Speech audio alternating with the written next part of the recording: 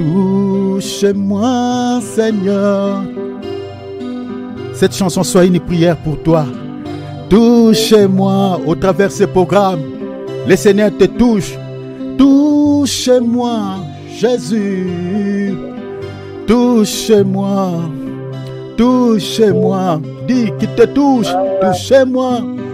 Touche-moi. Touche-moi. S'il te touche, ta vie changera. S'il te touche, tu seras guéri. S'il te touche, tu seras délivré. S'il te touche, tu seras affranchi. Tu as besoin seulement de sa main. Dis Seigneur, touche-moi. Alléluia. Tous ces gens-là que Jésus a touchés dans la Bible, il y a quelque chose qui s'était passé dans leur vie. Alléluia. Sa main n'est pas courte pour sauver. Alléluia. Alléluia. Touche-moi. Touche-moi. Touche-moi.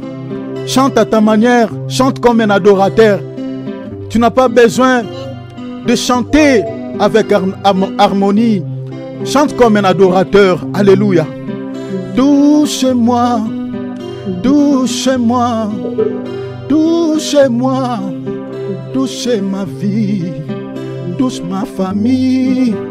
Touche mon épouse. Touche mes enfants.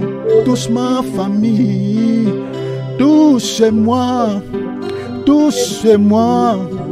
Touche-moi, Jésus. Touche ma vie. Touche mes enfants. Touche ma famille. Mes frères et sœurs. Touche leur famille.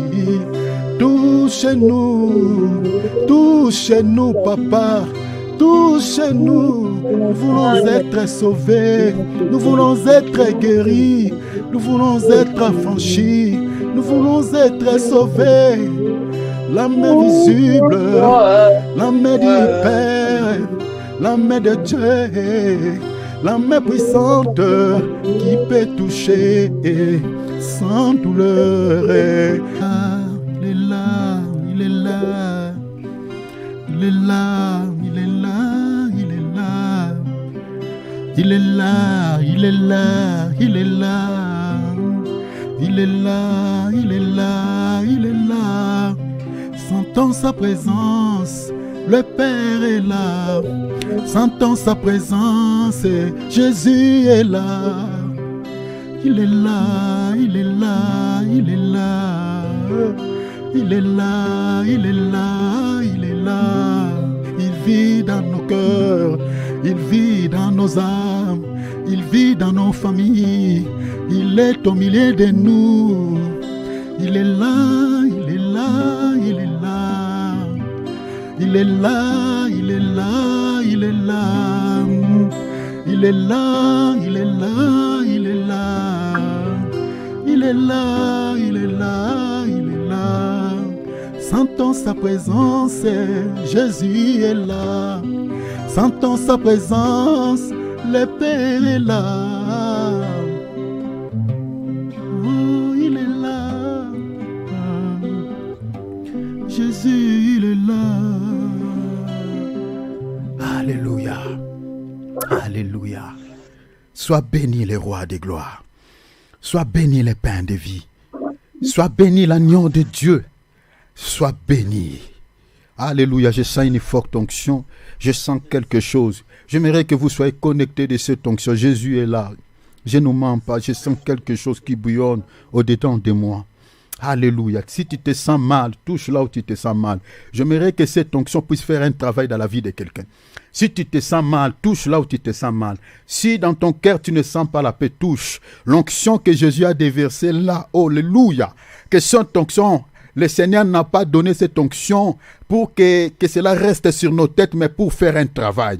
Touche là où tu te sens mal. Reçois la paix de Dieu. Reçois les miracles. Reçois la guérison. Maintenant, que l'onction qui est descendue, que j'ai ressenti tout à l'heure là, que je suis en train même de les ressentir, te touche maintenant, te guérit maintenant, te libère de chaînes de l'ennemi, te guérisse de cette maladie. Que cette onction t'accorde la solution. Reçois au nom de Jésus.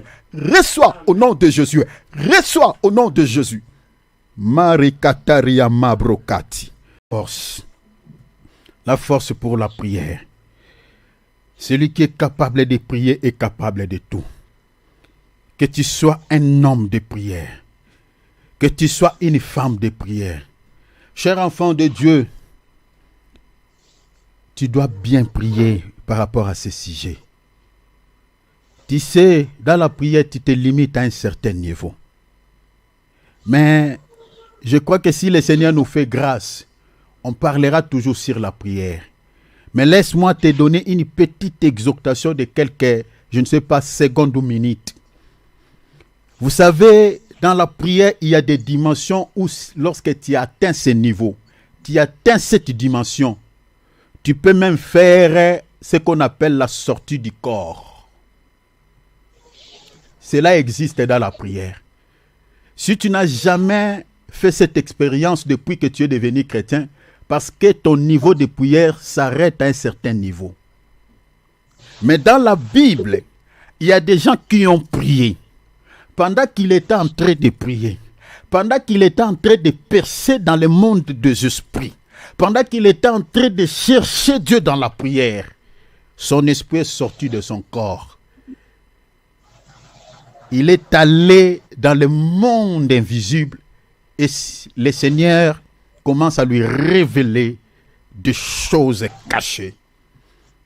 Je vous donne les deux témoignages qu'on retrouve dans la Bible de notre bien-aimé Pierre.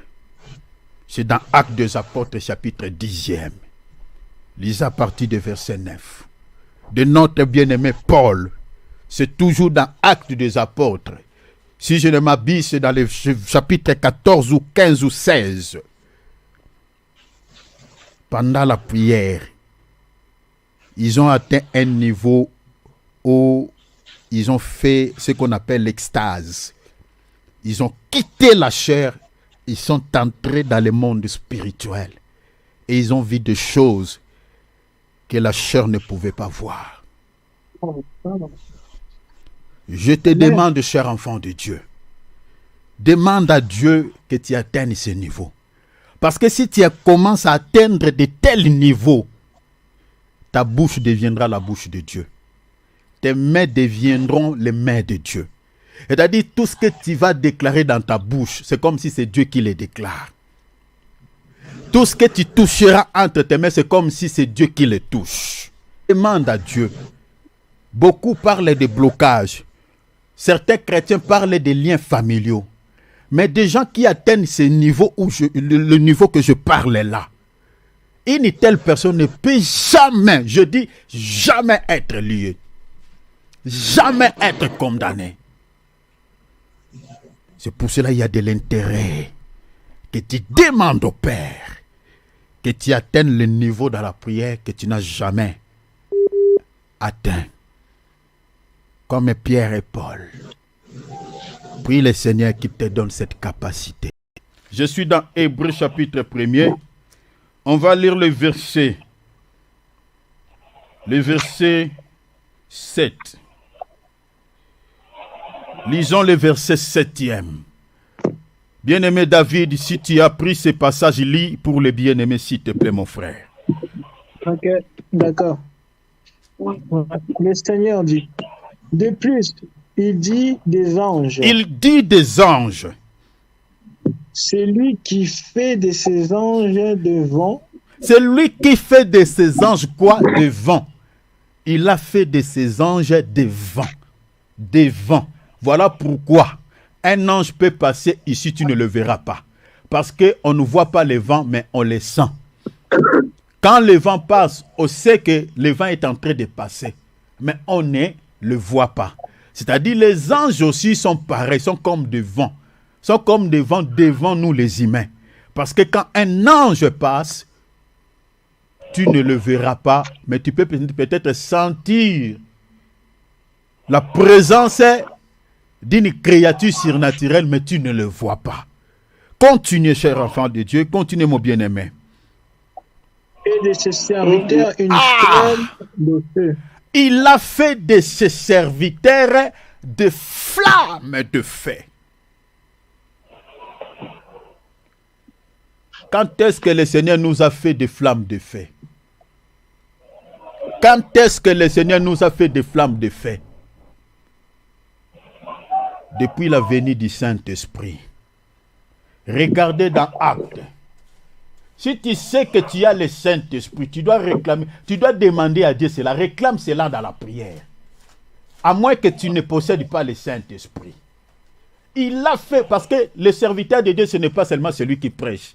C'est-à-dire, l'Église est une entité des serviteurs de Dieu.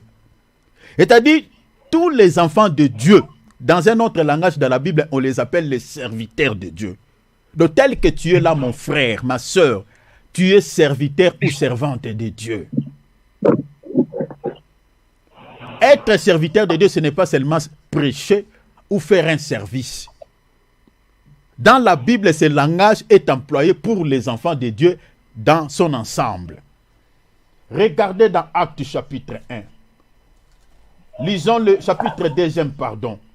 Lisons le verset 1 et le verset 4, jusqu'au verset 4. Allez-y, mon frère David, rapidement. Sois rapide, sois connecté avec moi, mon frère. Allons-y, mon frère. Le jour de la Pentecôte. Le jour de la Pentecôte. Ils étaient tous ensemble. Ils étaient tous ensemble où? Dans le même lieu. Dans le même lieu. Verset 2.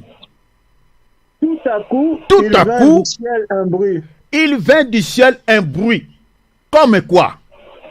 Comme celui d'un vent impétueux. Comme celui d'un vent impétueux. Vous voyez que le Saint-Esprit est aussi comparé à un vent. Parce qu'on ne le voit pas. Continuez, mon frère. Et il remplit toute la maison. Il remplit toute la maison où ils étaient assis. Verset 3. De langues semblables à des langues de feu. Des langues semblables à des langues de feu. Leur apparut. Leur apparut. Séparées les unes des autres. Séparèrent des unes les autres. Et se posèrent sur chacun d'eux. La Bible dit se posèrent sur chacun d'eux. Verset 4. Et ils furent tous remplis du Saint-Esprit. Ils furent tous remplis du Saint-Esprit. Tu peux t'arrêter là. Ici, le Saint-Esprit, lorsqu'il était descendu sur tous les saints, parce qu'il n'était pas descendu seulement sur les apôtres, mais sur tous ceux qui étaient dans la chambre haute, c'est-à-dire que ce soit les femmes, c'est-à-dire toutes tendances confondues. Les apôtres étaient dedans. Mais la manifestation du Saint-Esprit sur eux était visiblement vue au-dessus et c'est-à-dire au-dessus et au vu de tous. Les Saint-Esprit se placèrent sur la tête de chacun sous une forme de langue de feu ou d'une flamme de feu. C'est-à-dire, quand je regarde sur la tête de mon bien-aimé David, je suis en train de voir une flamme, mais sous la forme d'une langue. Donc, il y a une flamme de feu sur la tête de chacun, mais sous la forme d'une langue. Quand on dit sous la forme d'une langue, tu vois le feu. Et quand tu regardes même une bougie, quand elle s'allume, vous allez voir que la flamme de la bougie a toujours eu une forme d'une langue. Ceux qui ont eu même des lampes tempêtes dans leur maison, comme nous en Afrique, avant que l'électricité soit, que tous puissent avoir l'accès à l'électricité, avant on utilisait des lampes tempêtes. C'est-à-dire quand vous allumez, parce qu'on mettait un peu du pétrole dedans. Quand vous utilisez cette lampe, tu verras qu'à l'intérieur de cette lampe, c'est-à-dire la lumière a une forme d'une langue. Vous voyez? Et c'est de cette manière, la flamme était posée sur la tête de tous les servantes qui étaient dans la chambre haute sous cette forme. C'est-à-dire, celui qui a le Saint-Esprit, en réalité, il est une flamme de feu. Il est une flamme de feu. Cher enfant de Dieu, qui peut jouer avec le feu dans ce monde? Tel que nous sommes là. Qui peut jouer avec le feu? Il dit aujourd'hui, moi je vais m'amuser avec le feu. tu entres au milieu du feu. On allume le feu et toi tu entres dedans pour jouer. Personne. Parce que tout le monde sait, même les animaux, quand on brûle la forêt, chaque animal va tailler. Parce qu'il sait qu'il y a un danger. Maintenant, la Bible dit, il a fait de ses serviteurs des flammes de feu. Les flammes ici, ce n'est pas le feu physique, mais c'est un feu spirituel. Le but c'est quoi? Pour que tout démon, toute personne qui a un lien avec le diable, qui cherchera à jouer avec ce feu, soit quoi? Soit brûlé. Vous comprenez?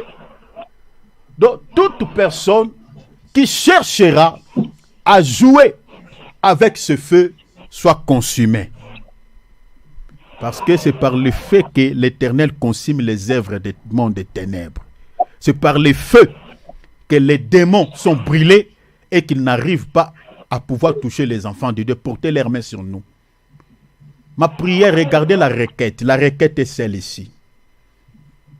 Parce qu'il y a beaucoup des enfants de Dieu qui sont touchés en désordre par des démons.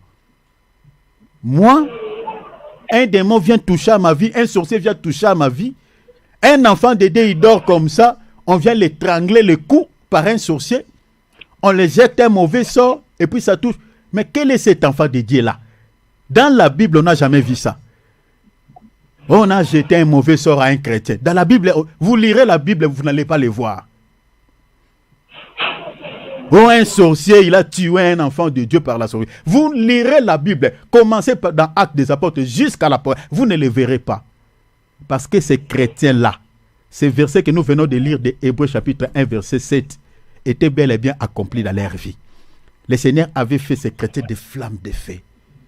La prière que tu dois adresser à Dieu ce soir, que le Seigneur te fasse une flamme de feu. Je ne sais pas si quelqu'un m'attend.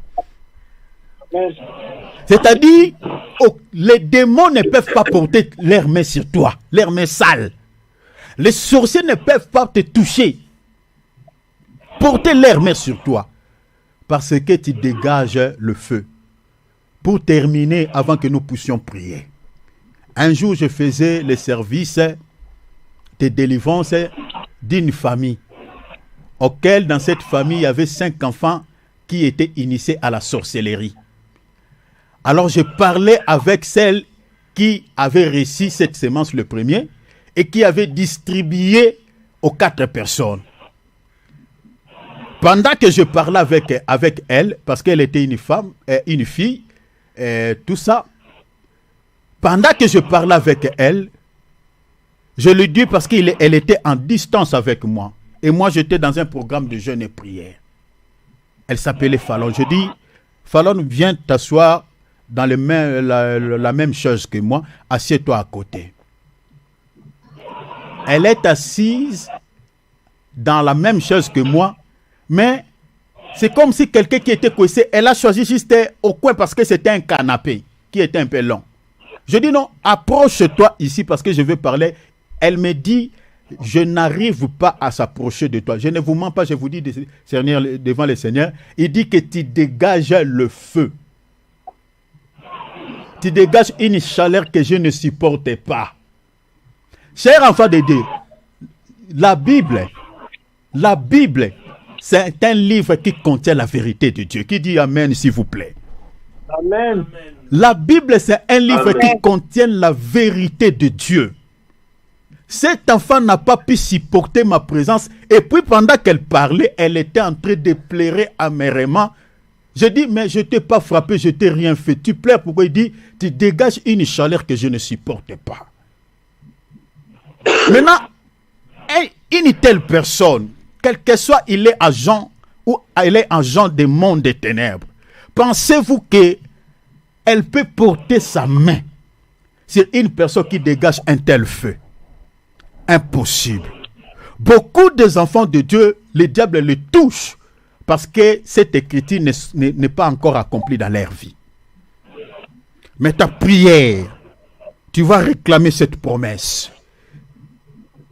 Tu dois réclamer cela. Parce que Dieu lui-même l'a dit. Tu es serviteur de Dieu parce que tu fais partie de son royaume. Si tu as l'Esprit de Dieu est un feu. Sa manifestation dans Acte 2, le Saint-Esprit s'est manifesté sous une forme du feu pour attester que dans vos vies, moi je suis le feu. Et si je suis le feu, vous êtes aussi devenus du feu, de feu. Demande à Dieu.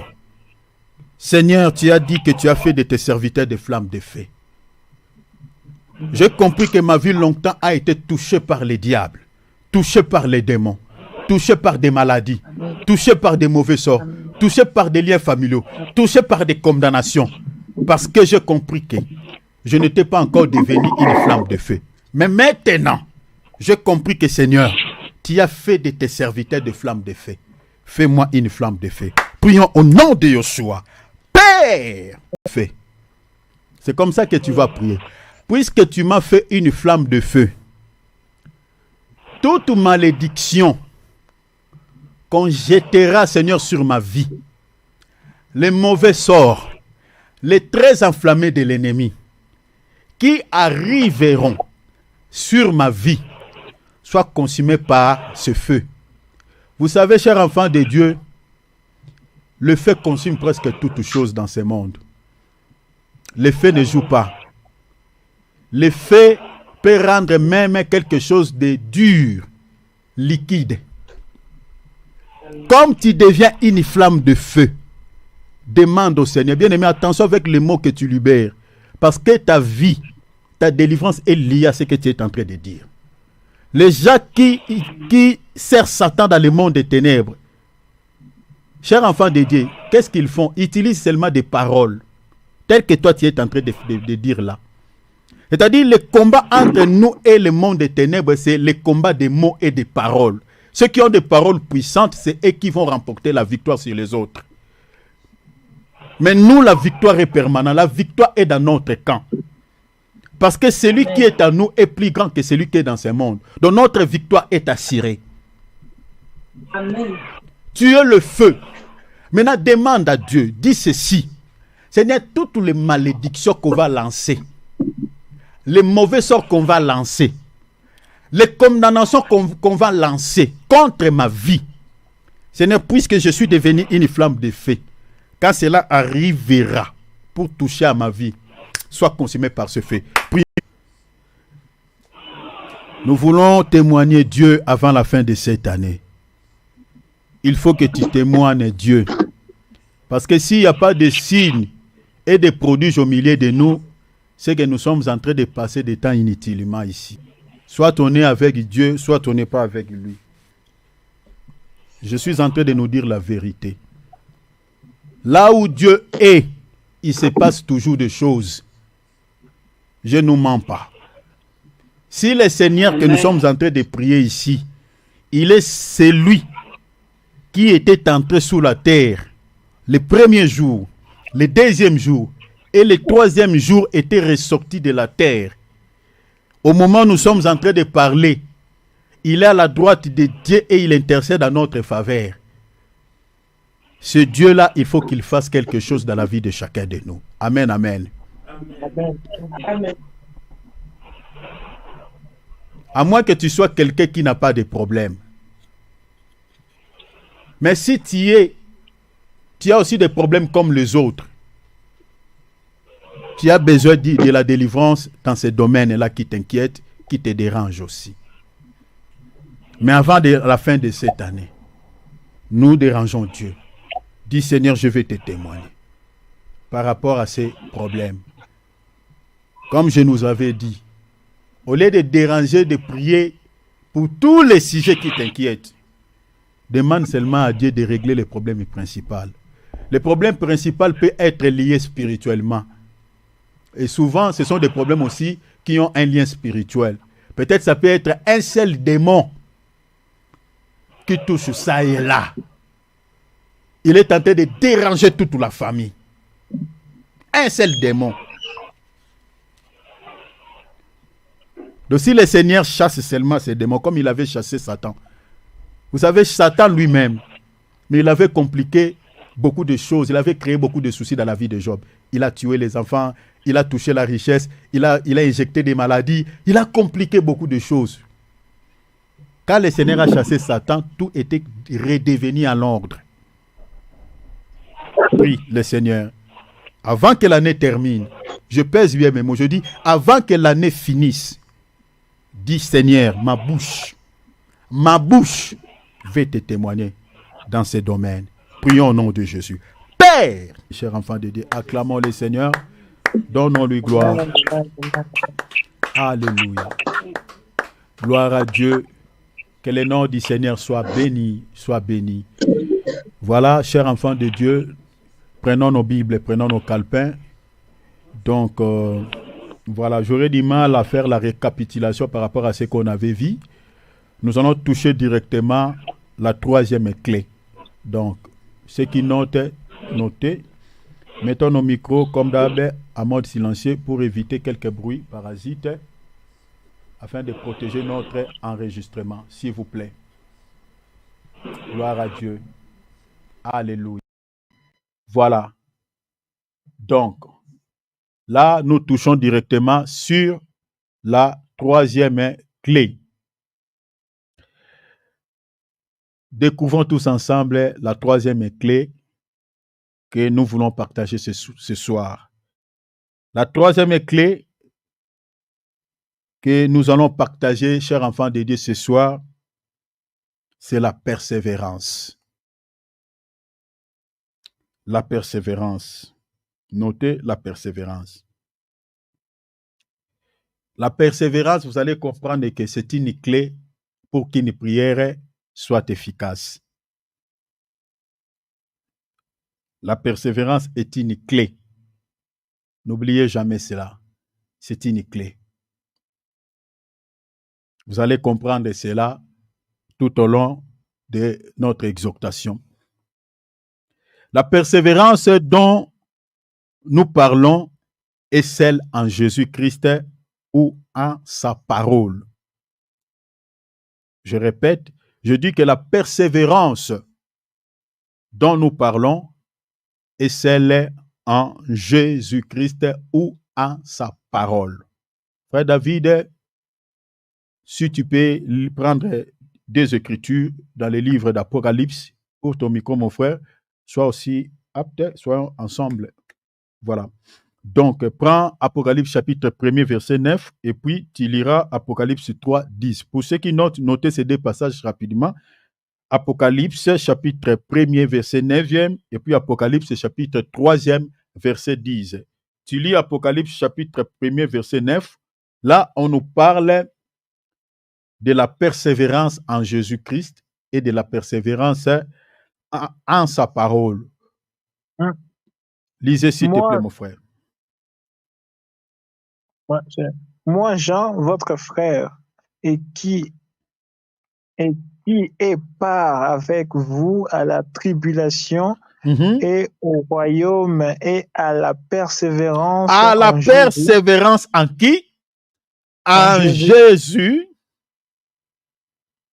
Continuez. J'ai été dans l'île appelée Patmos. J'ai été en île appelée Patmos à cause de quoi? De la parole de Dieu. À cause de la parole de Dieu et du témoignage de Jésus. Donc, on parle ici de la persévérance en Jésus-Christ. De la persévérance dont je suis en train de parler comme une clé pour qu'une prière soit efficace. Cette persévérance est en Jésus-Christ. C'est-à-dire, nous persévérons en Jésus-Christ. Cela veut dire que la persévérance en dehors de Jésus, cette persévérance n'a rien à voir avec l'efficacité, avec ce que nous sommes en train de parler et n'accordera jamais la victoire à quelqu'un. La prière n'aura jamais l'efficacité. C'est-à-dire toute persévérance en dehors de Jésus, c'est autre chose au fait. De la persévérance dont nous parlons ici, c'est en Jésus, exclusivement en Jésus. Et Apocalypse chapitre 3, verset 10, allez-y rapidement. Parce que tu as gardé la parole de la persévérance. Vous voyez, tu peux t'arrêter même là. parce que tu as gardé la parole de la persévérance. Donc, vous comprenez que la persévérance dont nous parlons, c'est en la parole de Christ et puis en Jésus-Christ. C'est la persévérance que nous sommes en train de parler ici. Alors, vous allez comprendre tout au long de notre exhortation, cette persévérance en Jésus-Christ, c'est quoi? Cette persévérance en sa parole, parce qu'en Jésus ou en sa parole, c'est la même chose. Allez-vous persévérer en s'attachant à Jésus, en s'attachant à sa parole. Et c'est-à-dire, si vous enlevez Jésus dans votre vie, vous enlevez sa parole dans votre cœur, vous êtes en train de persévérer comme étant un religieux, vous êtes en train de persévérer comme étant, je ne sais pas, voilà, juste pour venir à l'assemblée ou se réunir avec nous dans la prière, juste pour remplir la formalité. Cette persévérance-là n'est pas celle que nous sommes en train de partager ici. Parce que cette persévérance-là ne paye pas. Et puis ne peut pas rendre la prière aussi efficace. Nous devons savoir que, chers enfants de Dieu, il y a une merveilleuse promesse qui est attachée à la persévérance dont nous sommes en train de parler ici. La persévérance en Jésus ou à sa parole. C'est-à-dire, Dieu attache une promesse à la persévérance. Ceux qui persévèrent en Christ, ceux qui persévèrent en sa parole, il y a des promesses qui sont liées à cela. Je répète, je dis ceci, ceux qui persévèrent en Christ, ceux qui persévèrent en sa parole. Quand je dis persévèrent en sa parole, c'est-à-dire des chrétiens qui aiment la parole, qui vivent la parole. Vous comprenez? Ces gens-là qui persévèrent tout en gardant la parole dans leur vie, tout en s'attachant à Jésus, il y a une promesse qui est attachée à la promesse. C'est-à-dire la promesse n'est pas attachée à toi, mais la parole est attachée à la persévérance. Vous voyez? Que vous avez en Christ, vous avez en sa parole. Le fait que tu persévères en Christ, tu persévères en sa parole, il y a une promesse qui est attachée à la persévérance. Lisons une écriture. Matthieu chapitre 24, verset 13. Notez ces deux passages. Je donne plus de versets pour que vous compreniez que nous ne sommes pas en train d'inventer des choses, mais nous sommes en train de dire des choses qui sont écrites dans la parole de Dieu, chers enfants de Dieu.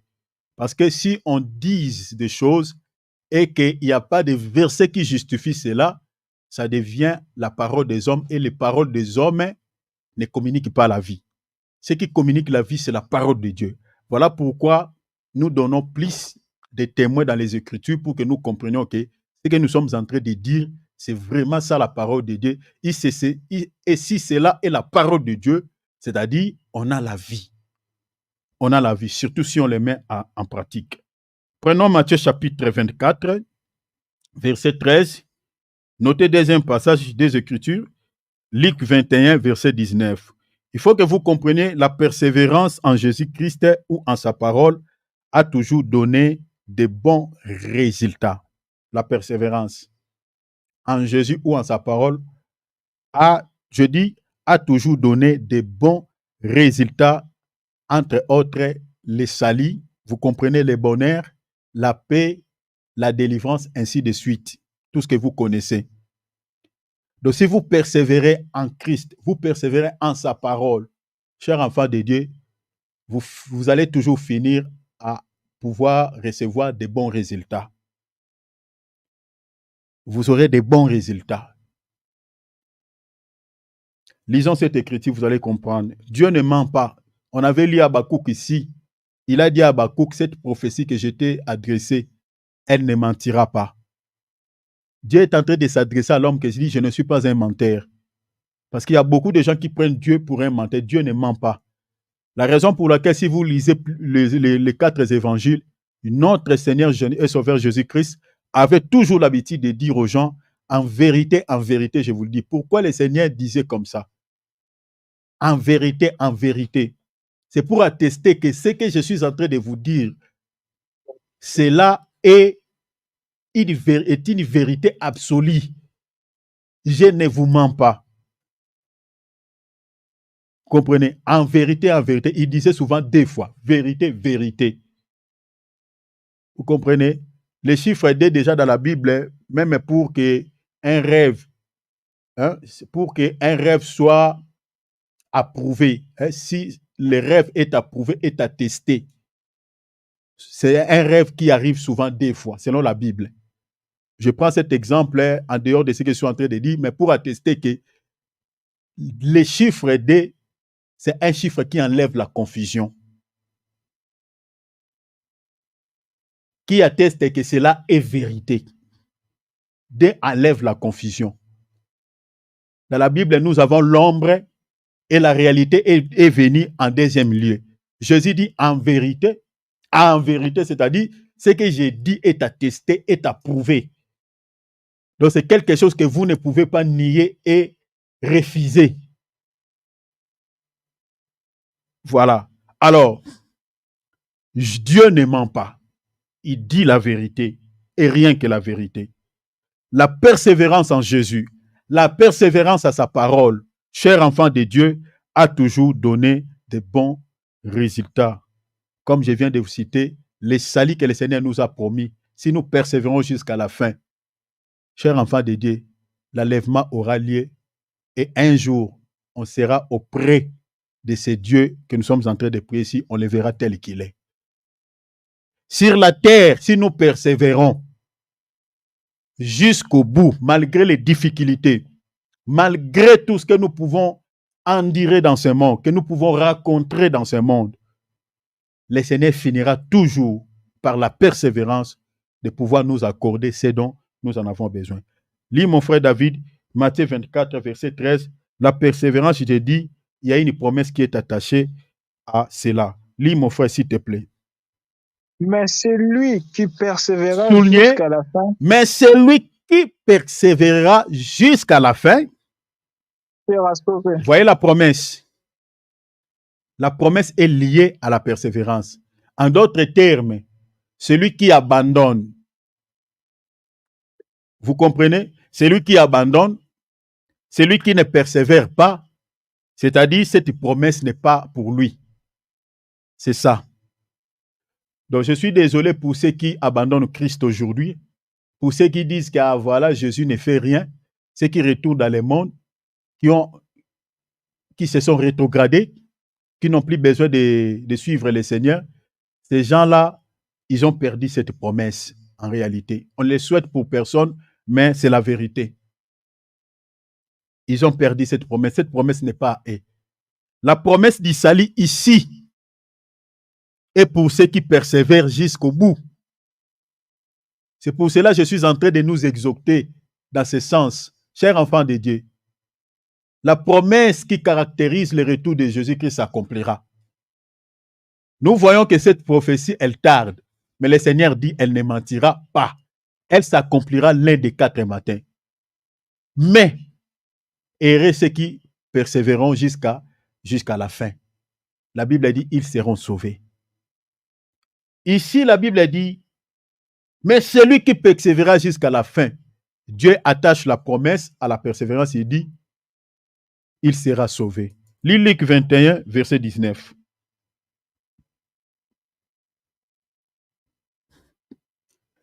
Sois souple, mon frère. Par votre persévérance, vous sauverez vos âmes. Vous sauverez vos âmes. Par votre persévérance, vous sauverez vos âmes. Donc vous voyez ici, on dit par votre persévérance, c'est-à-dire remplacez cela par toi.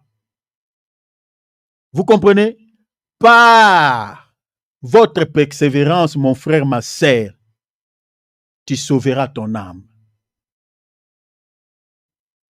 La persévérance que tu as dans le Seigneur, La persévérance que tu as en sa parole, en Christ Jésus, cette persévérance-là, sache que mettez-les dans ton esprit, est attachée à cette promesse que ton âme n'ira jamais à l'enfer. C'est pour le salut de ton âme. Donc vous voyez que le temps que nous sommes en train de passer là devant le Seigneur, chers enfants de Dieu, la persévérance que nous avons là, nous avons, nous sommes en train de persévérer pour servir le Seigneur. Chaque temps, nous sommes là, connectés dans ce programme pour prier. Chers enfants de Dieu, ce n'est pas un temps perdu. Cette persévérance est attachée à une promesse. Et cette promesse n'est rien d'autre que le salut de nos âmes. Amen. Le salut de nos âmes. Par la persévérance. La Bible dit, par votre persévérance, vous sauverez vos âmes. Donc vous comprenez que une personne qui persévère en Christ, il y a quelque chose, une promesse qui est liée à cette persévérance, à celui qui persévère jusqu'au bout. Une autre chose, comme je viens de dire, pour régner avec Christ, la persévérance est la seule condition. Nous sommes en train de dire, un jour nous régnerons avec le Seigneur, parce que la Bible parle des règnes millénaires, qu'un jour on régnera avec Christ. Souffrez un peu, je suis dans la spiritualité, puis je descendrai dans la doctrine, dans la pratique, pour expliquer cette persévérance aussi par rapport à la vie pratique pendant que nous sommes sur la terre. Nous partageons souvent sur le retour du Seigneur Jésus-Christ, le jour de l'enlèvement. Nous enseignons sur les règnes millénaires. Nous enseignons sur la gloire à venir. Un jour, on va régner avec Christ. Mais ceux qui vont régner avec Christ, ce sont des gens qui persévèrent. Vous ne pouvez jamais régner avec Jésus-Christ si vous abandonnez aujourd'hui. Si vous abandonnez sa parole, si vous abandonnez la persévérance en Jésus, vous ne régnerez pas. La seule condition pour régner avec Christ, le jour d'enlèvement, au règne millénaire, c'est la persévérance. C'est la seule condition. Persévère. Et ce jour-là, tu régneras avec Jésus. On va lire 2 Timothée, chapitre 2, verset 12. 1 Timothée, chapitre 2, verset 12. 2 Timothée, pardon, chapitre 2, verset 12. Ok. 2 Timothée, chapitre 2, verset verset 12. Allez-y, mon frère. Si nous persévérons, nous régnerons aussi avec lui. Nous régnerons avec lui. Nous régnerons avec lui. Continuez. Ouais. Si nous les régnons, lui aussi nous régnera. Lui aussi nous régnera. Comment régner le Seigneur? Vous connaissez comment l'apôtre Pierre avait régné le Seigneur, non? On lui demande, on dit, mais toi aussi tu étais avec lui. Il dit, moi je n'étais pas avec lui. Quand l'Église partira en l'enlèvement, beaucoup de gens régneront le Seigneur comme ça. Parce que là, ça sera maintenant la chasse aux chrétiens. C'est ça ce que l'Antichrist fera. Aujourd'hui, les gens ont la grâce de pouvoir, depuis chez eux, d'entrer sur YouTube et les regardent l'évangéliste Thierry. Et les regardent, je ne sais pas, pasteur Samuel. Mais quand l'Église partira en l'enlèvement, tous les messages qui sont sur le site, sur le YouTube, l'Antichrist va les enlever. Vous savez déjà, au Canada, si je m'abuse, On voulait excommunier la Bible. On dit que c'est un livre de la haine. C'est un livre qui excite les gens à la haine. À la haine. Vous savez? Maintenant, quand l'Église partira en enlèvement, toutes les prédications qui se trouvent sur les réseaux sociaux, l'Antichrist va tout les balayer. Va les balayer. Et ça sera les chasses aux chrétiens. Et c'est là où certains, ceux qui rateront l'enlèvement, régneront les seigneurs. Et si vous régnez les seigneurs, vous ne persévérez pas jusqu'au bout. Acceptez d'être martyrisé. Acceptez la souffrance que l'Antichrist va imposer les gens à cette époque.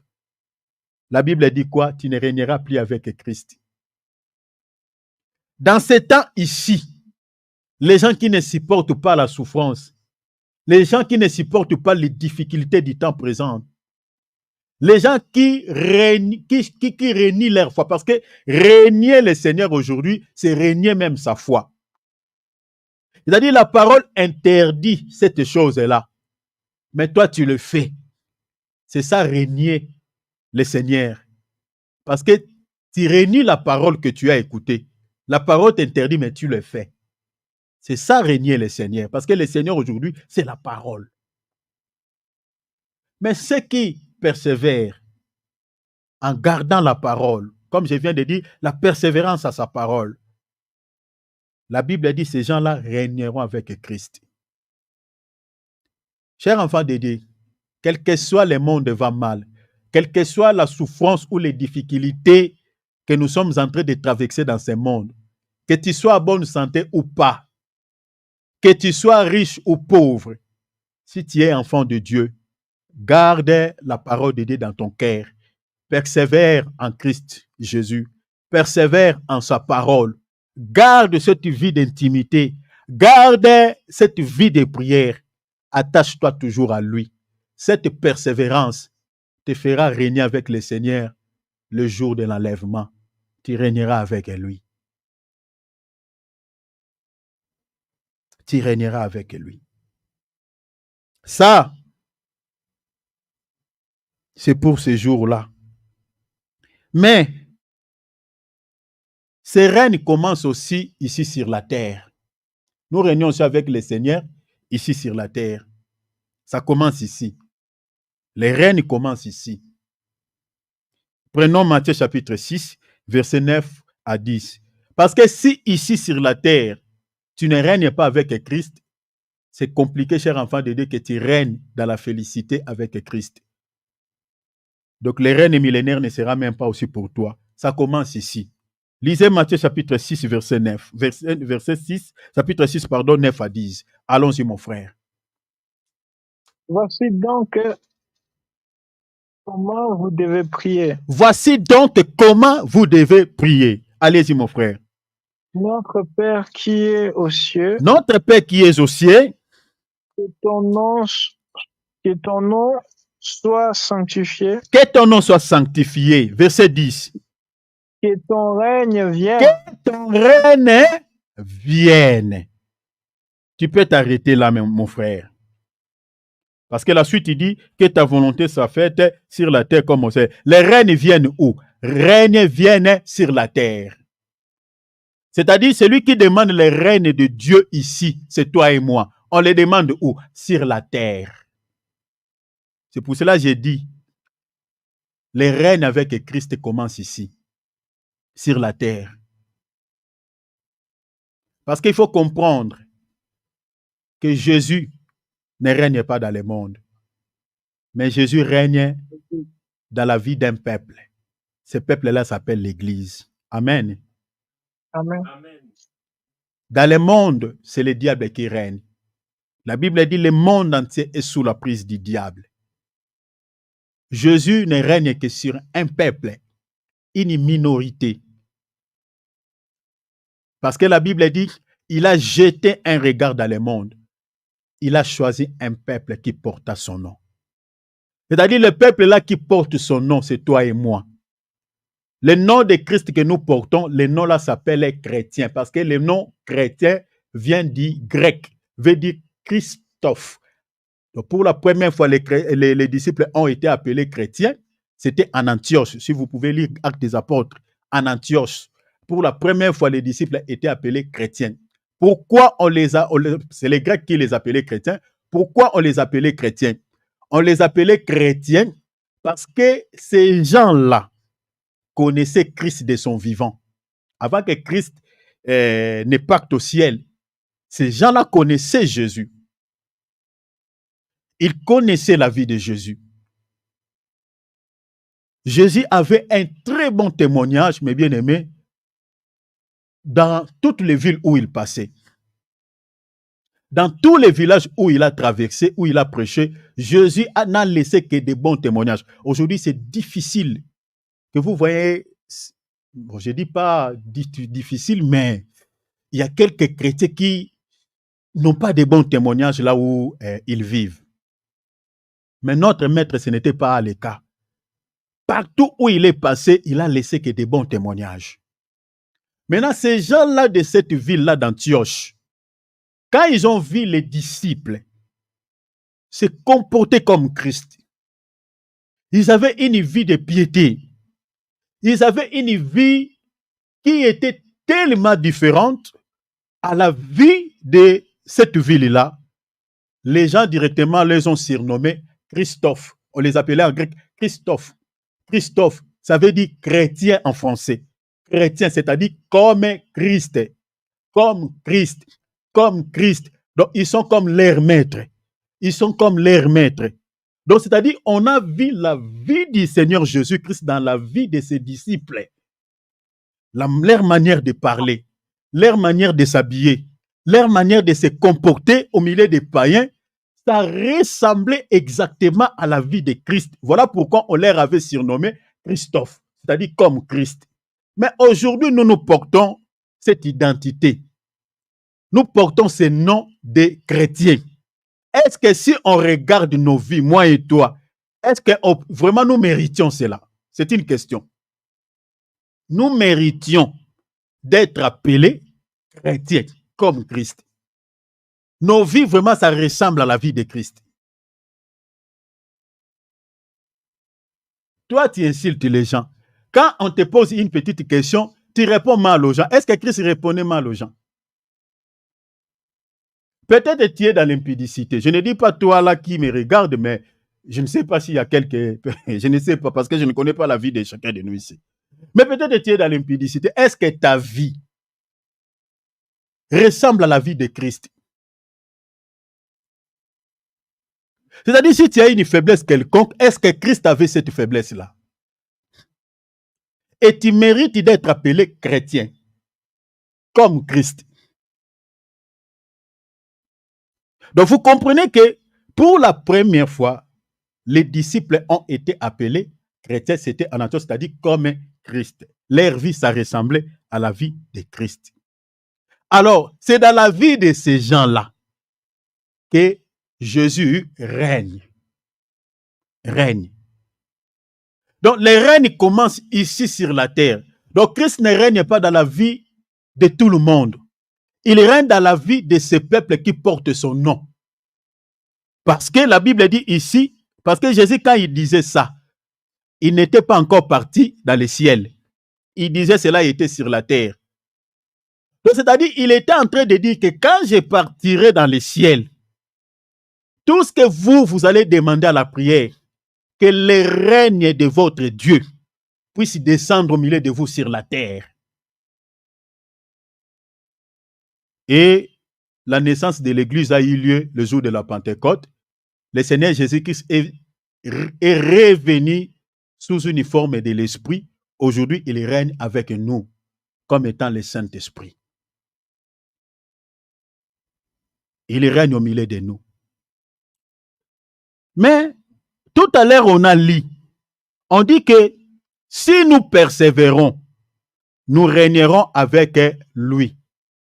Mais nous comprenons, selon Matthieu chapitre 6, nous avons compris que Christ règne aujourd'hui dans nos cœurs comme étant esprit. Mais la question est celle-ci. Parce que la Bible dit, ceux-là qui persévèrent régneront. Si on remet ces verbes en français, plutôt au temps présent, c'est-à-dire ceux-là qui persévèrent, Christ règne dans leur vie. En d'autres termes, ceux qui ne persévèrent pas en sa parole, le Seigneur ne règne pas dans leur vie. Parce que cela est clair.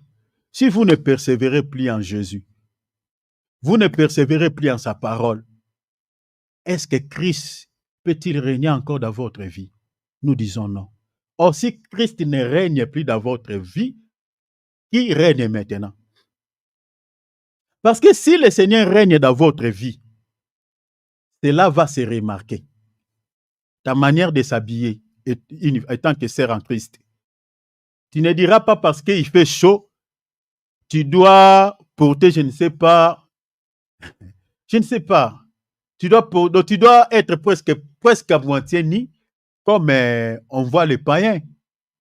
Parce que derrière mon dos, là où je suis, derrière mon dos, si vous sortez seulement là au balcon, vous allez voir, tout le monde se dénide. La réalité est qu'il fait tellement chaud, parce que là même je transpire, il fait tellement chaud. C'est ça la réalité. Mais même si ça fait chaud, il fait chaud. Est-ce que nous, étant qu'enfants de Dieu, nous pouvons se promener presque tout unis comme les autres? Non. Dernièrement, ici, j'étais scandalisé. Je voyais quelques personnes qui se promenaient presque en maillot. Sans inquiéter, ils se promenaient comme ça. Et j'ai été scandalisé. J'avais vu sur la statue de notre sœur, une sœur que je connais. C'était triste. Pas une sœur, mais c'était deux sœurs qui ont publié des photos. L'une était dans une petite piscine et l'autre c'était dans un lac. C'était en maillot. Ce n'est pas bon. Et tant qu'enfant de Dieu, ce n'est pas bon. La Bible interdit cela. Parce que la Bible n'a rien à voir avec nos cultures, n'a rien à voir. La Bible est la code de la route de tous les chrétiens du monde entier. Asiatiques, africains, européens, américains, je ne sais pas quoi encore. Nous n'avons qu'une seule Bible, mais bien aimé, qui est le code de la route de tous les chrétiens. La Bible qui interdit les péchés ici, en Europe, c'est la même Bible qui interdit les mêmes péchés en Amérique. La même Bible qui interdit les péchés aux chrétiens d'Asie. La même Bible qui interdit. C'est pour cela même les apôtres, quand ils envoyaient des lettres, il dit à l'église de Colosse, il dit, après avoir lu cette lettre, fais de sorte que cette lettre soit lue aussi à l'église de Laodicée. C'est comme ça.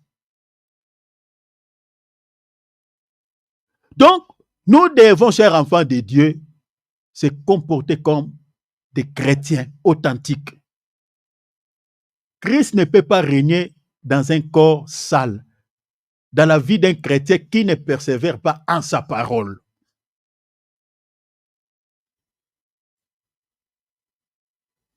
Alors, la persévérance que je vais parler maintenant là, qui est une clé, indispensable pour qu'une prière soit efficace. Cette persévérance dans la Bible a des facettes. Des facettes, c'est-à-dire, dans la Bible, on observe des facettes de la persévérance. La persévérance dont je vais parler comme étant une clé. J'ai dit qu'elle est indispensable pour qu'une prière soit efficace. Nous avons dans la Bible des facettes de cette persévérance. La première facette qu'on retrouve dans la Bible par rapport à cela, c'est la persévérance dans la prière. Ça, c'est de 1. De 2, la persévérance aussi par rapport aux bonnes œuvres. Je réitère. Je dis dans la Bible, on observe deux facettes de la persévérance. La première, c'est dans la prière. Deuxième, c'est aussi par les bonnes œuvres. Lisons des Écritures. Romains chapitre 2, verset 7. Et puis Romains chapitre 12, verset 12. Frère David, toi tu lis Romains 12, 12. Moi je vais lire Romains 2, verset 7 dans la traduction BM. Mais vous pouvez lire avec vos traductions. C'est explique aussi presque pareil. Mais ici, il y a plus la précision par rapport à d'autres traductions. J'ai lu Romains chapitre 2, verset 7. Et puis Romains chapitre 12, verset 12. David, mon frère, tu lis 12, 12. Romains 12, 12. Moi, j'ai lu 2, 7. Regardez. Je suis en train d'expliquer les deux facettes de la persévérance qu'on retrouve dans la Bible. J'ai dit 1, la persévérance dans la prière. 2, par rapport aux bonnes œuvres. Je lis. La vie éternelle, en effet, à ceux qui par leur persévérance dans les bonnes œuvres. La Bible dit, cherche la gloire et l'honneur et l'immortalité. Je réitère. La vie éternelle, en effet, à ceux qui, par leur persévérance dans les bonnes œuvres, cherchant la gloire et l'honneur et l'immortalité. Mon frère David, tu lis et puis je vais expliquer, s'il te plaît. Réjouissez-vous en espérance. Réjouissez-vous en espérance.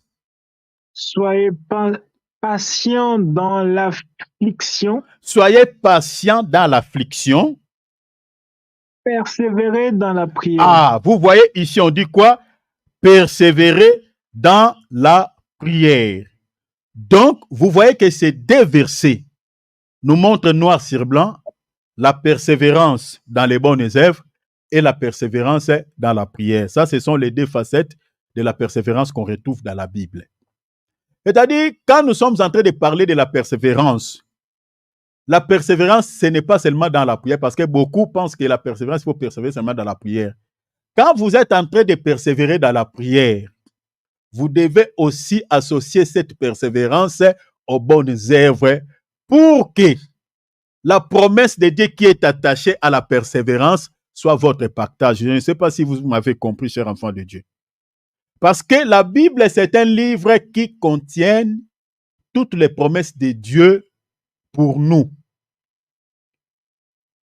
La Bible, c'est un livre qui contient toutes les promesses de Dieu au sujet de nos vies. Tout ce que nous cherchons, des solutions à nos problèmes, les guérisons, des délivrances, les mariages, la stabilité, tout ce que nous cherchons auprès de Dieu se trouve dans la Bible, dans la parole. La raison pour laquelle, quand nous sommes en train de prier Dieu, nous rappelons toujours à Dieu ce qu'il a dit au sujet de nos vies, conformément à sa parole. Parce que Dieu n'écoute pas l'homme, il n'écoute que sa parole, ce qu'il a dit. Donc, si tu veux que Dieu puisse t'exaucer, rappelle-lui seulement ce qu'il a dit au sujet de ta vie. C'est comme ça qu'on prie. Vous voulez chasser les démons, qu'est-ce que Dieu a dit au sujet des démons? Tu as dit, en ton nom, nous chasserons. Tu rappelles? En ton nom. Dieu va accompagner ce que tu es en train de déclarer dans ta bouche. Par rapport à ta guérison, qu'est-ce que Jésus a dit? Il a dit, vous poserez les mains aux malades, les malades seront guéris. Vous comprenez? Tu peux aller, tu peux prier, toi-même tu peux poser aussi ta main sur toi-même. Si tu es malade, tu touches là où tu te sens mal, tu pries. Moi, je l'ai déjà fait pour moi-même. Vous poserez les mains aux malades. Moi-même, je suis malade. Je me pose la main. Donc, c'est-à-dire, il faut toujours lier ta prière aux promesses de Dieu. Donc, la Bible contient toutes les promesses de Dieu pour les chrétiens. Mais maintenant, ces promesses sont attachées à la persévérance. Mais maintenant, quand vous êtes en train de persévérer dans la prière, parce que la Bible a dit persévérer dans la prière, selon Romains 12, 12. Il faut que cette persévérance soit associée aux bonnes œuvres. Vous ne pouvez pas persévérer dans la prière tout en gardant ou en vivant dans les péchés. Je m'explique. Il y a certaines personnes qui persévèrent dans la prière. il demande toujours à Dieu la solution par rapport à sa situation. Je prends un cas de figure, par exemple, une personne, par exemple, qui demande à Dieu, par exemple, une solution, par exemple, par rapport à sa maladie. Tu demandes à Dieu de te guérir de cette maladie, d'une maladie que tu souffres. Pendant que tu persévères dans la prière pour que Dieu puisse te guérir, tu dois aussi vivre dans une vie de justice, dans une vie de pureté. Tes œuvres aussi doivent être bonnes. Tu ne peux pas se présenter devant Dieu dans la prière, tu persévères dans la prière, mais tu as une vie sale. Non. Donc, la persévérance que tu as dans la prière, tu dois aussi persévérer en même temps dans les bonnes œuvres. Les bonnes œuvres ici, c'est la vie de sainteté, la vie de pureté. Les bonnes œuvres, ce n'est pas prendre ton argent, aller distribuer aux pauvres. Ce n'est pas ça. Les bonnes œuvres ici, c'est-à-dire, dans un autre langage, les bons fruits, qui manifestent les fruits dignes de la repentance. La pureté du cœur, la sainteté, si tu insultes, tu n'insultes plus. Vous comprenez? Tu étais dans une vie, par exemple, de colère, tu arrêtes la colère. Donc, tu te débarrasses de tous les fruits de la chair. Tu manifestes maintenant le fruit de l'esprit. C'est ça les bonnes œuvres. Tu persévères dans ça. Et quand tu associes cela, cette persévérance dans la prière, Dieu accomplira toutes ces promesses qu'il a consignées dans sa parole au sujet de ta vie. Il va réaliser cette promesse. La promesse à ce qui concerne la guérison, à cause de cette persévérance dans la prière et dans les bonnes œuvres, le Seigneur t'accordera la chose dont tu as besoin.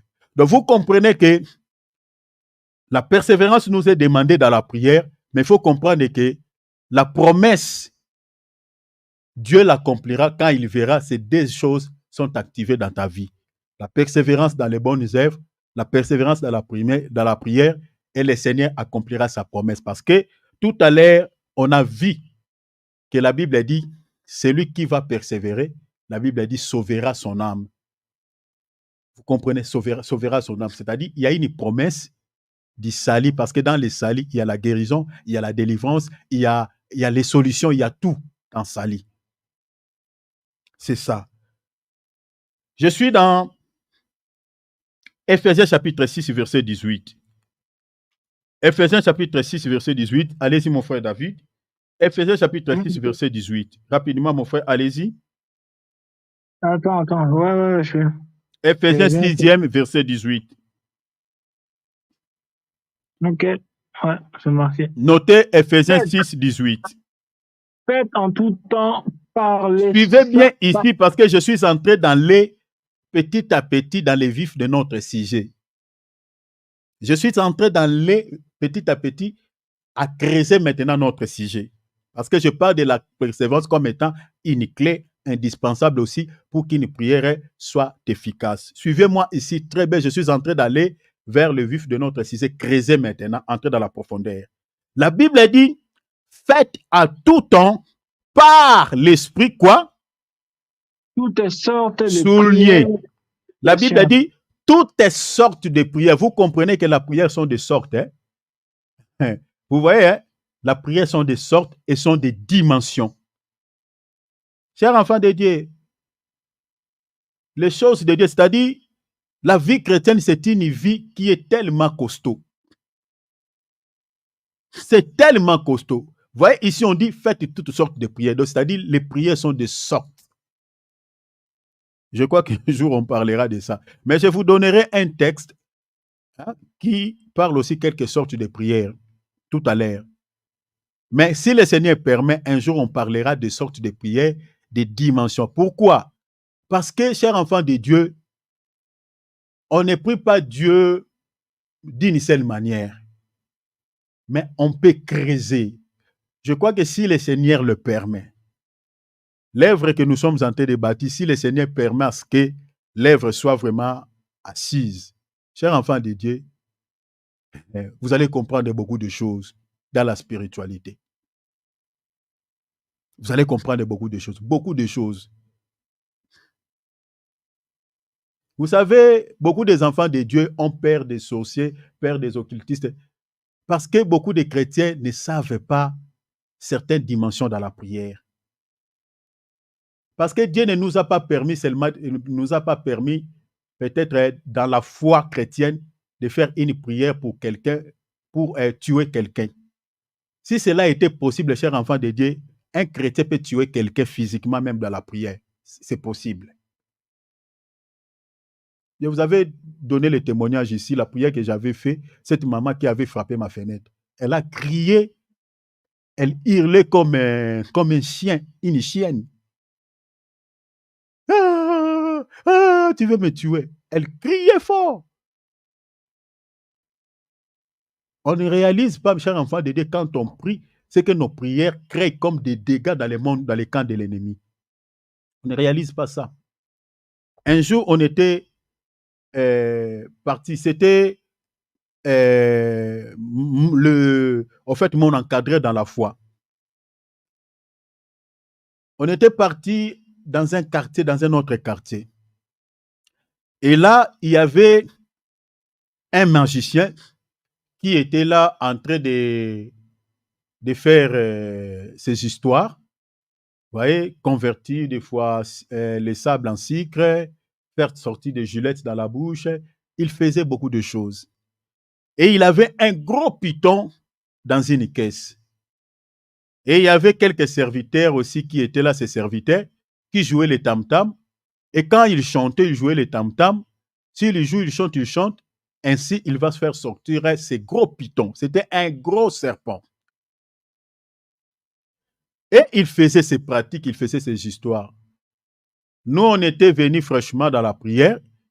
Et puis, on était allé, je crois, aller voir Unicef. Et puis, on rentrait. Et en rentrant, nous avons vu un attroupement. Les gens étaient là, tous en train de voir ce qu'ils faisaient. Et nous sommes allés là-bas pour observer aussi, voir ce qu'ils faisaient. Après, avec les bien-aimés, on s'est dit, bon, ça, c'est un agent, agent de Satan. Comme nous avons l'onction là, nous allons essayer aussi notre force avec lui. On va voir ce qui va se passer ici. Et pendant que lui, il était en train de faire ses incantations de prière, nous, avec les bien-aimés, on dit, on va les bloquer. Rien ne va marcher ici. Parce qu'il est en train de distraire les gens. On était derrière et nous commençons à prier dans les cœurs. On priait dans les cœurs, pas comme ça, les gens ne savaient pas. On intercédait, on priait même en langue. Donc on faisait une invocation contre invocation. Mais lui ne savait, mais nos bouches comme ça ne bougeaient pas. Dans les cœurs, on se regardait ses mains et puis on se communique, on commence à prier. Cher enfant de Dieu, pendant qu'on était en train de prier, il a essayé ces choses, tout ça, il a essayé. Ça n'a pas marché. Ces esprits l'ont directement dit. Donc, les esprits qu'il avait invités pour pouvoir, qui l'accompagnaient en fait dans son service, ils ont senti qu'il y a quelque chose qui n'est pas bien. Il y a des gens qui sont ici, qui sont en train de compliquer le travail que tu es en train de faire. Il s'est fâché comme pas possible contre les gens qui étaient venus voir ce qu'il était en train de faire. Il commence à dire, si vous êtes venus ici pour me tenter, attention, je vais vous donner des témoignages. Attention, je vais m'attaquer à vous. Attention, il a récupéré sa caisse avec son serpent et les tam-tams et ses serviteurs. Il a quitté les lieux. Nous, on commence à rigoler. On dit, ah, Jésus-Christ est fort. Jésus-Christ est puissant. Une fois encore, c'était dans les voyages. J'étais parti dans un voyage. C'était devant ma boutique. Il y avait un gars qui était à mon côté, qui était musulman, mais un faux musulman, parce qu'il était dans les maraboutages. Il faisait des pratiques, il était un guérisseur, il pratiquait aussi la magie. Et un jour, moi, j'étais assis confortablement dans ma boutique, j'étais en train de vendre mes histoires, et lui, il commence à faire ses pratiques. Et devant ma table, il fait sortir des gilettes, il fait sortir des gilettes dans sa bouche. Il a fait sortir beaucoup, il a créé beaucoup de choses. Et ça crée l'attroupement devant ma table, devant ma boutique. Il s'appelait Ramazan. Je lui ai dit, Ramazan, est-ce que tu ne peux pas aller sur ta table, devant ta boutique, faire tes pratiques, faire tes histoires? Au lieu de créer l'attroupement devant ma boutique, s'il te plaît, va faire tes histoires là-bas. Ah, mes bien-aimés, il cherchait seulement que moi je parle. Je vous dis devant le Seigneur Jésus-Christ, il s'est énervé. Il m'appelait Vieux Thierry. Il dit, Vieux Thierry, si tu veux me menacer, si tu veux s'attaquer à moi, moi je dis, je ne t'attaque pas. Je dis seulement, tu peux te débarrasser, va faire tes histoires là-bas. Pas devant ma table, c'est ma table quand même. Tu vois pas si on vole mes histoires ici. Je dis, va là-bas. Il a refusé, il s'est énervé, cher enfant de Dieu, comme pas possible. Il dit, si tu oses encore de parler, je vais faire sortir des pitons dans ta table. Personne ne les verra, c'est toi celles qui les verront. Et je vais les faire sortir de ton poche, de ta poche plutôt. Donc, c'est-à-dire, je portais les pantalons, il va faire sortir les pitons dans mes poches. Je dis, ah bon?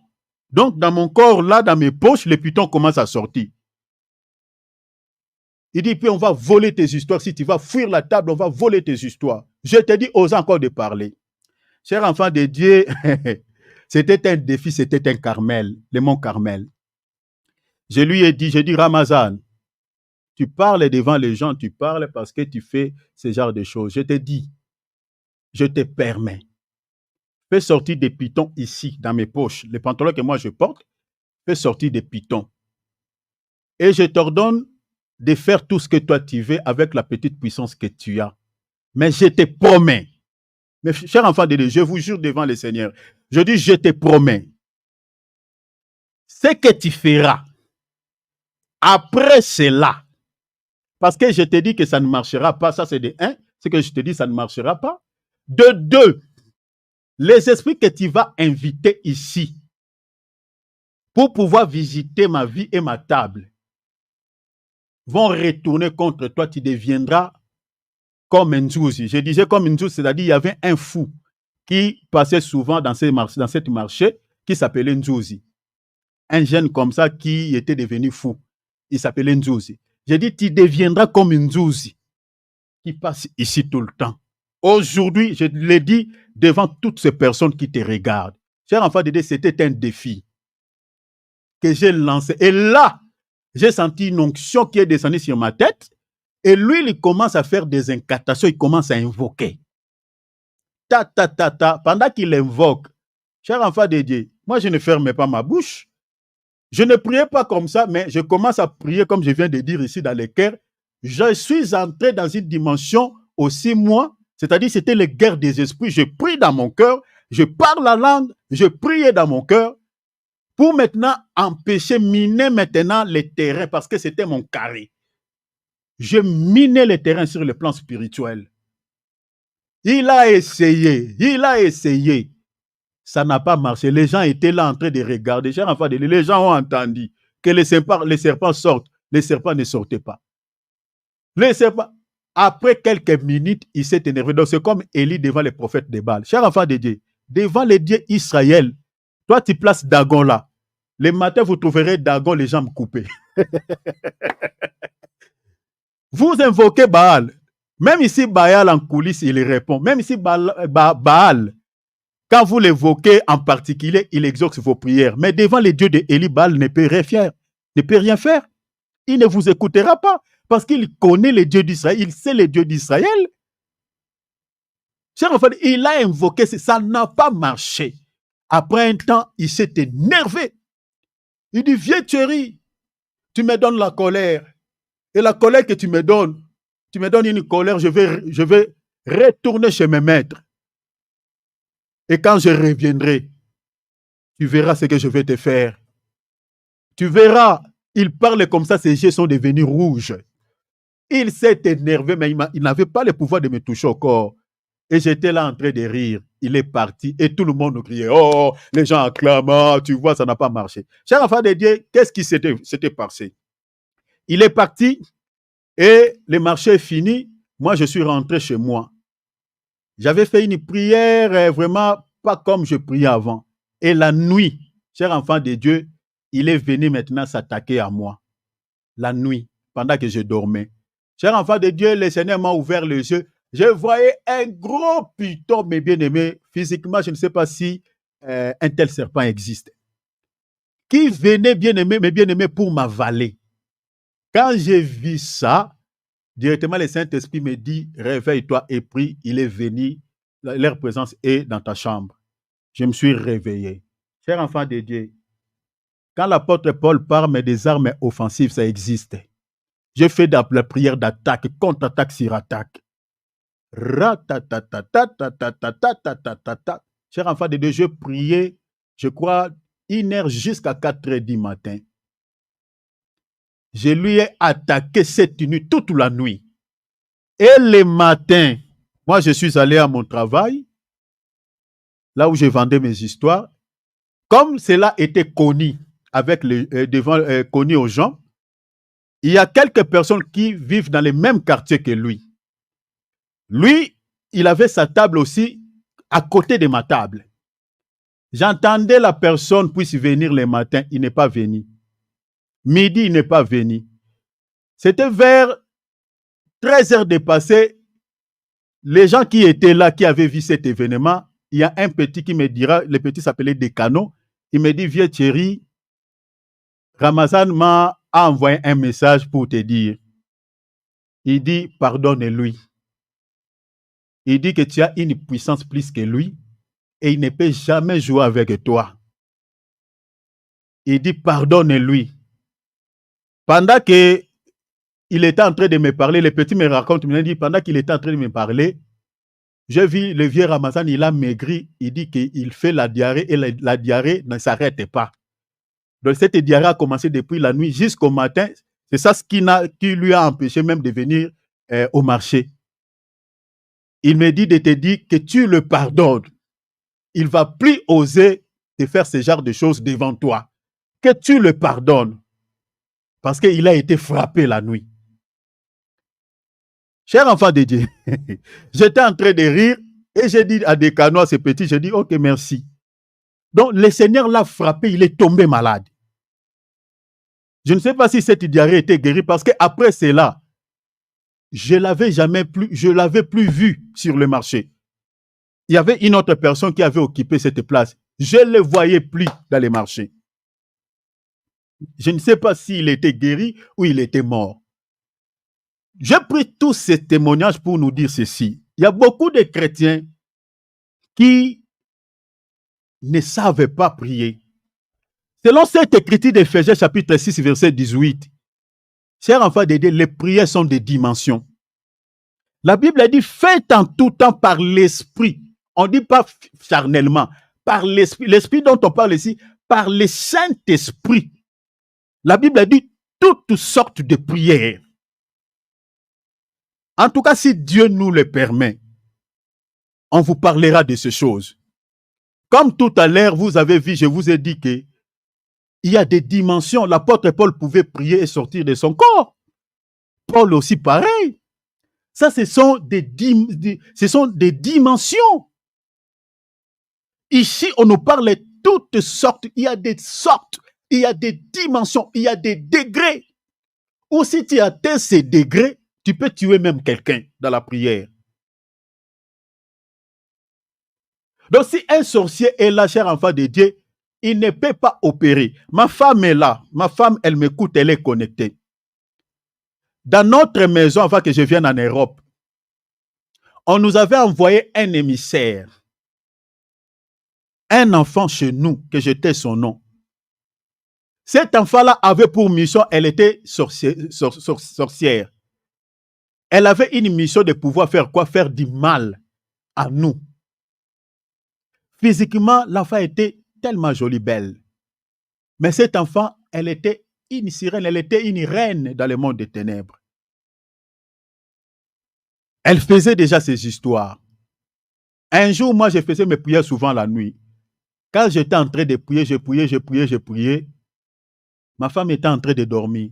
Cet enfant-là, la nuit, le temps auquel elle voulait sortir pour pouvoir joindre maintenant, je ne sais pas, leur équipe, Maintenant, ça ne marchait pas. On se communique avec lui, ça ne marchait pas.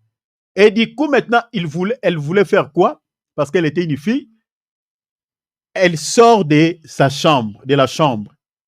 Maintenant, un enfant, elle sort de la chambre pour pouvoir maintenant faire quoi? Ouvrir la porte la nuit parce que la toilette était commune, c'était une parcelle, on était de locataires. Maintenant, la toilette était à l'extérieur. Soi-disant, elle sort de la chambre pendant que, parce que moi, je priais au salon. C'était une maison de 2 pièces, chambre et salon. Maintenant, elle sort pour pouvoir sortir la nuit. À quelle heure? Un enfant. Hein, je ne vais pas donner son âge ici. Peut-être les membres des familles qui sont connectés sauront. Donc, elle sort pour pouvoir aller à la toilette. À quelle heure? La nuit, c'était vers 2 heures du matin. Pendant qu'elle sorte, le Saint-Esprit m'a parlé qu'il y avait des gens qui l'entendaient à l'extérieur, mais ne pouvaient pas entrer dans la maison, ne pouvaient pas se communiquer avec elle parce que ma prière coupait leur communication. Maintenant, pour qu'elle se communique avec et puisse leur donner des informations au sujet de nous, elle devait faire quoi? Sortir à l'extérieur pour aller là-bas maintenant se communiquer avec eux. Donc, vous comprenez que, chers enfants de Dieu, il y a des dimensions dans la prière. La prière sont des types, sont des degrés. Maintenant, si tu le fais bien par l'esprit, ici, je peux parler même par la langue. Parce que celui qui prie en langue, la Bible dit, c'est un esprit qu'il dit des mystères. Parce que la Bible dit ici, faites en tout temps par l'esprit. Or, une personne qui prie en langue, la Bible dit, c'est un esprit qui dit des mystères. Qui dit mystère, c'est-à-dire, il est en train de prier dans un langage exprimable. Et cette prière est efficace parce que même les démons ne comprennent pas ce que quelqu'un dit en langue. Même Satan lui-même, à part le Seigneur Jésus-Christ lui-même. Donc, une personne qui prie, voilà pourquoi nous conscients, nous demandons toujours aux enfants de Dieu de désirer ce genre de dons. Parce que quand tu pries en langue, tu pries en esprit. Regardez, Romains chapitre 8, verset 26 à 27, la Bible dit, le Saint-Esprit nous aide dans notre faiblesse. Car nous ne savons pas ce qui nous convient de demander dans nos prières. Mais regardez, la Bible dit, l'Esprit lui-même nous aide dans notre faiblesse. Il intercède dans notre faiblesse par des soupirs inexprimables. Donc vous comprenez que celui qui prie en esprit, l'Esprit utilise un langage inexprimable, mais bien aimé, dans nos langues officielles. Donc le parler la langue, c'est un don que tout chrétien doit désirer. Mais à part le parler la langue, il y a aussi d'autres dimensions. Je crois qu'on expliquera cela. Mais regardez la suite, la Bible dit, et des supplications. Regardez maintenant la suite. Veillez à cela avec une entière. Quoi, mon frère David? Persévérance. Persévérance. Et priez pour tous les saints. Cher enfant de Dieu, quand tu introduis un sujet, je vais m'arrêter ici. Quand tu introduis un sujet auprès de Dieu, tu pries pour quelque chose. La Bible dit, il faut veiller à cela avec une entière persévérance. On n'introduit pas une demande auprès de Dieu et puis tu croises les bras, tu dis, j'avais déjà prié, j'attends que Dieu puisse me l'accorder. La Bible parle, il faut veiller à cela avec une entière persévérance. Je vous avais expliqué ici d'Habakkuk, Habakkuk 2:3. Il dit, j'étais à mon poste sur la tour, j'ai veillé. Donc celui qui veille, il persévère dans la prière. Il persévère jusqu'à l'accomplissement de la chose qu'il avait demandé auprès de Dieu. Veillez à cela avec une entière, la Bible dit entière persévérance. C'est-à-dire, en d'autres termes, vous avez introduit une demande auprès de Dieu. Vous lui demandez quelque chose. Si vous ne veillez, vous ne persévérez pas dans la prière, en réalité, vous n'obtiendrez pas la chose que vous avez demandée à Dieu. Parce que Dieu veille sur sa parole, cher enfant de Dieu. Veillez à cela. Faites toutes sortes de prières. La Bible dit, veillez à cela avec une entière persévérance. Donc la persévérance est une clé qui est indispensable pour qu'une prière soit efficace. C'est-à-dire, si vous ne veillez pas, la chose là ne s'accomplira comment? Continuez à prier. Voilà pourquoi ici, quand on vient dans ce programme, nous continuons à demander à Dieu les choses que nous lui avons demandées. Nous répétons, nous persévérons dans la prière. Cette année, Seigneur, cette année, avant que l'année finisse, Seigneur, nous voulons te... On répète, on persévère dans la prière jusqu'à ce que le Seigneur interviendra. Accordera à chacun de nous selon les désirs de son cœur. Ainsi, on peut changer encore d'autres signes.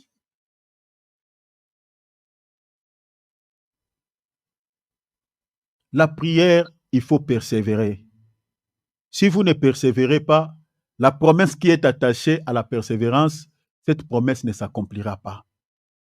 Donc, la persévérance est une clé indispensable pour qu'une prière soit efficace. Donc, si vous ne persévérez pas dans la prière, vous n'aurez jamais l'exaucement.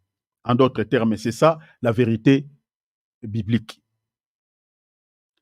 Pour terminer, lisons les dernières écritures, parce que mon temps est épuisé. La Bible dit, faites en tout temps par l'Esprit toutes sortes de prières. Regardez, lisons une écriture, vous allez voir quelques sortes de prières qu'on retrouve dans la Bible, et puis on va se séparer par ici. On va continuer le samedi par la grâce de Dieu, toujours sur la persévérance. Et puis on va mettre un point virgule. Je crois que les dimanches, peut-être on touchera sur la dernière clé, la quatrième clé. Lisons 1 Timothée chapitre 2, verset 1er.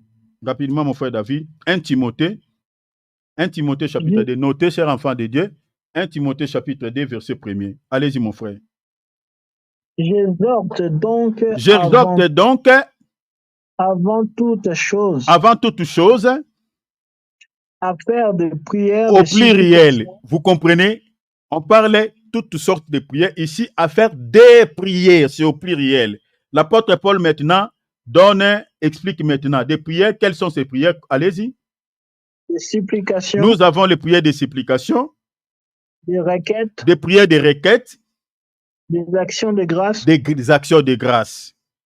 Vous comprenez? Tu peux t'arrêter même là. Donc, nous avons des prières de supplication.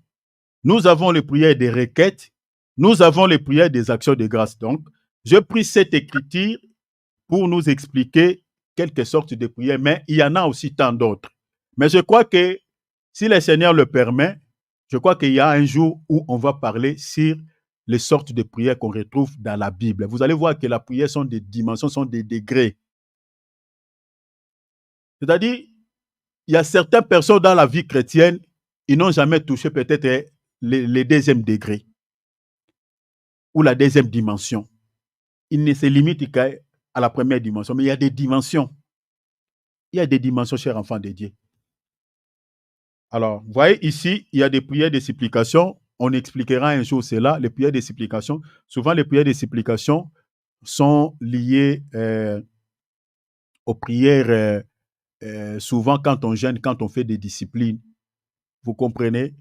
Donc, je crois un jour, on expliquera cela, qu'est-ce que les prières de supplication, qu'est-ce que les prières de requêtes, qu'est-ce que les prières des actions de grâce. Alors, ça, cette écriture, je vous ai donné pour que vous compreniez que les prières sont des sortes. Donc, je m'arrête ici. Chers enfants de Dieu, nous devons persévérer. Il y a les promesses qui sont attachées à la persévérance. Si on persévère dans la prière, j'ai dit tout à l'heure que il faut aussi persévérer dans les bonnes œuvres. Vous ne pouvez pas persévérer dans la prière si vous ne persévérez pas aussi dans les bonnes œuvres.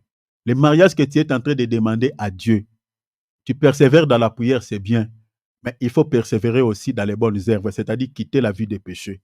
Pratiquer maintenant la vie de justice, comprenez, la vie de sainteté, manifester les fruits dignes de la repentance, c'est ça les bonnes œuvres. Vous êtes en train de persévérer dans la prière, vous demandez la délivrance dans un domaine quelconque, manifestez aussi le fruit digne de la repentance. Regardez les faiblesses qui s'attachent à toi. Ne te limite pas seulement, tu pries, parce qu'il y a d'autres personnes qui jeûnent même, qui font des disciplines, mais après, il n'y a pas de résultats. Vous manquez, il y a quelque chose qui manque dans cette persévérance dans la prière. Persévérer dans la prière, mais la Bible dit persévérer aussi dans les bonnes œuvres. C'est capital. C'est ça ce qui fera que la promesse qui est attachée à la persévérance, que le Seigneur puisse accomplir sa parole dans votre vie. Prions, demandons à Dieu, prie le Seigneur à la manière dont tu as écouté sa parole. Prions au nom de Jésus. Père, nous avons écouté ta parole. Ouvrons nos micros, chers enfants de Dieu. Prions. Alléluia. Demandons à Dieu la persévérance dans la prière, la persévérance dans les bonnes œuvres. Ouvrons nos micros, chers enfants de Dieu. Prions. Alléluia. Alléluia. Alléluia. Alléluia.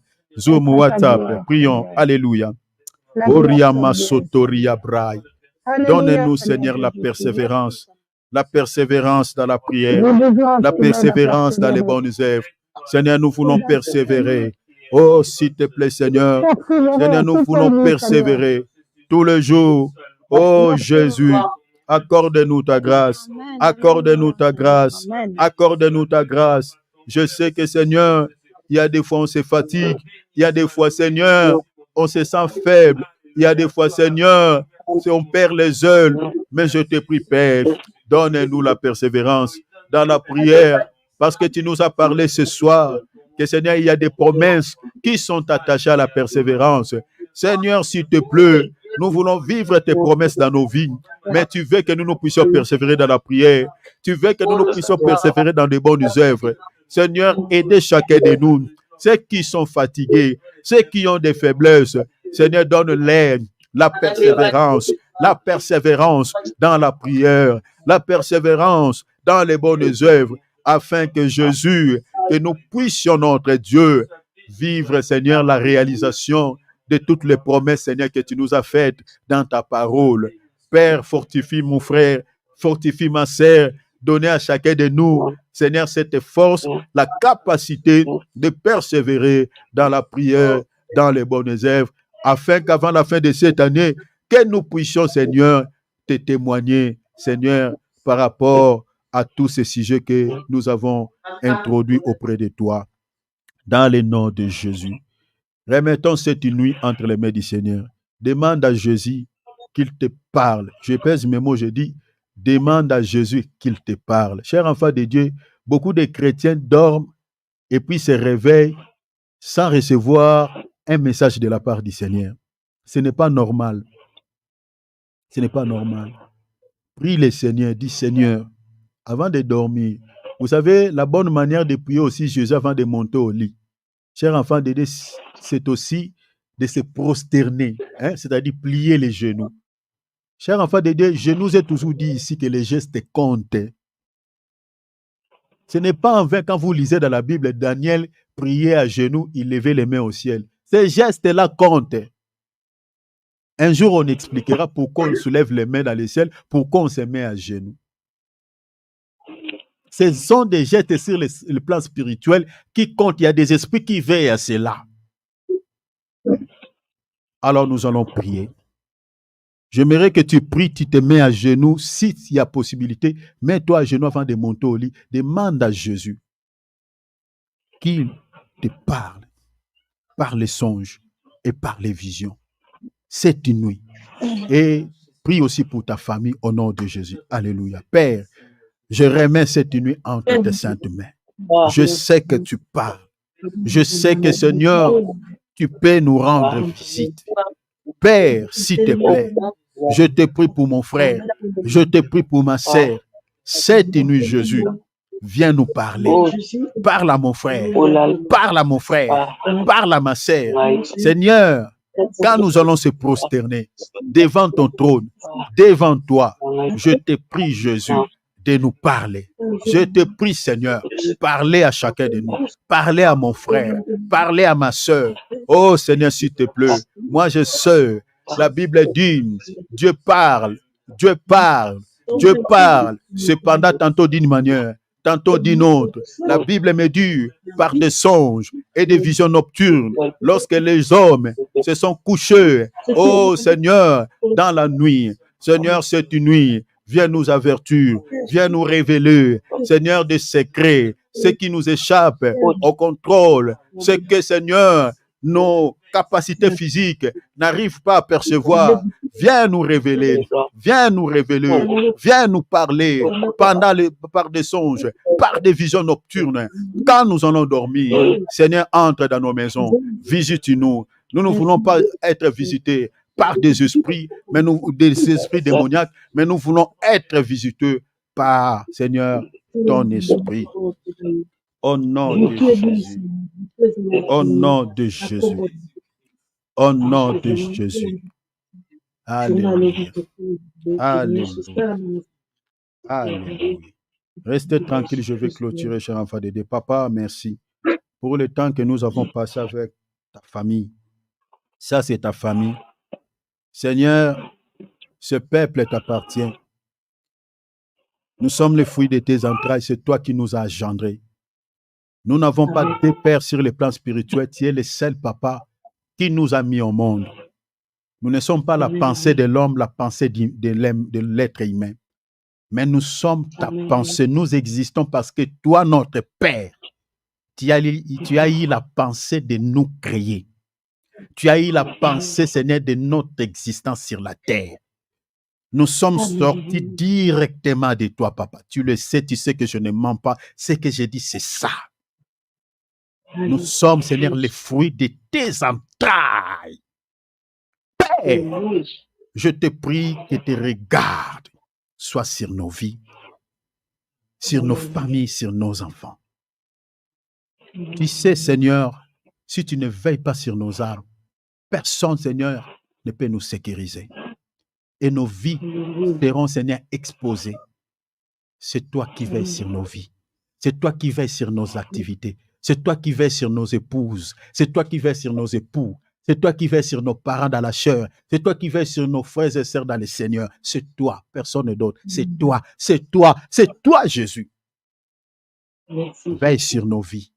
Éloigne de nous, Seigneur, tout ce qui n'est pas de toi. Tout ce qui vient de l'ennemi Satan, parce qu'il ne nous aime pas, parce qu'il ne nous a pas créés. Il n'est pas notre créateur. Tout ce qu'il cherche de nous faire du mal, tu le sais, papa. Tu le sais. Il ne dort pas. Il fait tout, Seigneur, pour nous faire que du mal.